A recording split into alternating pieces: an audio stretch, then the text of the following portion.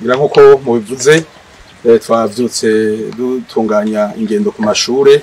Icambere nagomba kubamenyesha nuko urugendo ruriko rurakogwa twe twarukoreye mu ntara ya Bubanza hamwe no mu gisagara ca Bujumbura, ariko twabamenyesha neza yuko iki gikorwa kiriko kirarangurwa mu mashure atari make agize igihugu cacu, haba mu mashure yo mu buraro afise uburaro, haba n'ayandi mashure turiko turaraba ibijanye no gukora ibikorwa bijanye no kwiteza imbere kw'amashuri. Rero iki gikorwa twebwe twagikoreye ngaha ibubanza, tugikorera no mu gisagara ca Bujumbura, abandi nabo bari mu zindi ntara zigize igihugu cacu. Uru rugendo rero ico rugamije kwari ukuraba aho amashure agejeje mu gutunganya imigambi yo guteza imbere amashuri. Haraheze hafi umwaka n'igice twaratunganije turategura agatabo gashobora gufasha amashure gutunganya imigambi. Duhejeje gutegura ako gatabo, mu nyuma twarateguye inyigisho ku bayobozi b'amashuri. Twahereye ku bayobozi b'amashuri afise uburaro hamwe n'abajya bajejwe ibigega ku mashuri, abo twita aba ekonome. Turabaha izo nyigisho. Uno munsi rero hageze aho tuja kuraba yuko inyigisho twatanze zashize mu ngiro. Rero ivyo twabonye ku mashure tumaze kugendera, twashoboye kugendera twebwe aho twaciye amashure 4 uko mwabibonye. Hanyuma ayo mashure twagendeye nagomba kubamenyesha neza yuko twashimye ibikorwa biriko birakorerwa kuri ayo mashure. Twasanze ayo mashure vy'ukuri inyigisho twabahaye bariko barazishira mu ngiro. Ngira nkuko mwagiye murabibona ku mashure twaciye ko, mwabonye yuko ibibanza twahora dusanga ataco biriko birakora, ubu birimwo imirima, birimwo imboga, birimwo ibigori n'ibindi vyinshi.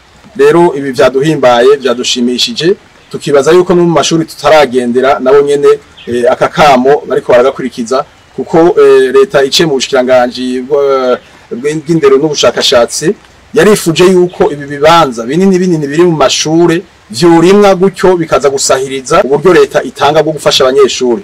Ngira nkuko mwagiye muravyumva abayobozi bababwiye, murabona yuko abana nk'ubu gufungura imboga, gufungura ibibagirira akamaro atari kibazo. Ubu abana barashobora gufungura imboga zitarinze gusomwa ariko zirimirwa ku ishuri.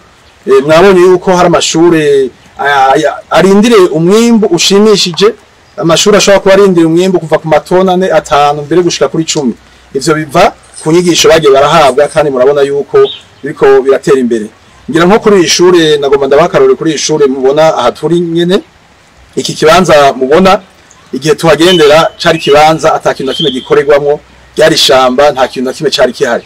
Ariko murabona yuko no munsi hari imirima itari mike, imirima isa neza. Eka mbere umuyobozi akaba yavuze yuko yiteze ko ashobora kuronka nk'itoni 4. Izo toni 4 z'ibigori zishobora kuza gufasha kugira ngo ishure giyungunganye mu guteza imbere abana bige bamerewe neza. Sivyo gusa, aho mwaciye mwabonye yuko hari amashure yifashisha ubwo buryo, kifashisha na cane mu kuhemba babigisha babakutsa kivi, kugira ngo abigisha baronke ukuntu bahembwa abankadrere. Mwabonye yuko hari amashure twanabahimirije, turababwira tuti muze muribuka muraba n'isuku ry'amashure, kuko ntimuzoza gusaba uburyo leta bwo gusiga karangi canke ari toilette yononekaye canke kandi kantu kononekaye, kugira ngo ubwo buryo bakura mu kwiyungunganya baze baragirira isuku amashuri. Nivyo rero mu majambo make nagomba kubabwira yuko twashimishijwe n'ivyo tubonye ku gikorwa twatanguye uno munsi. Hariho amashuri bagenda baragira ibibazo bijanye n'ukuntu bacungera iyo mirima yabo, hari n'abibwa n'ibitungwa nkuko mwagiye murabibona. Rero hariho umugambi uri mu bushikiranganje bw'indero n'ubushakashatsi yuko dushobora kubona tugashira inzitiro ku matongo yose y'amashure ari mu gihugu c'u Burundi. Ico gikorwa turiko turagitegura, kizoja mu ngiro, biri imbere no mu vyashikirijwe muri ya nama rukokoma y'indero yaba mu 2022 yuko twoshobora gukingira amashure, tugakingira kugira ngo amashure ntibaze tubona aho amatongo y'amashuri aca. Eka mbere dushobora kumenya ishuri ryose itongo rifise ukuntu ringana, eka mbere harimo no kuzitira.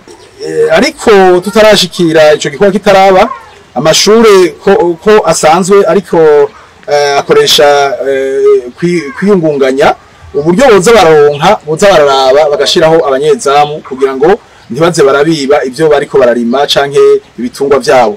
Ivyo birashobora gufasha mu mwanya wa mbere kugira ngo amashure ntibashobore kugira ibibazo vyo kuza baribwa. Murabona nkaha nk'iri shuri tugendeye turiko ngaha, murabona yuko biyungunganije bakabumba amatafari atari make ashobora gufasha kugira ngo bazitirire iri shuri.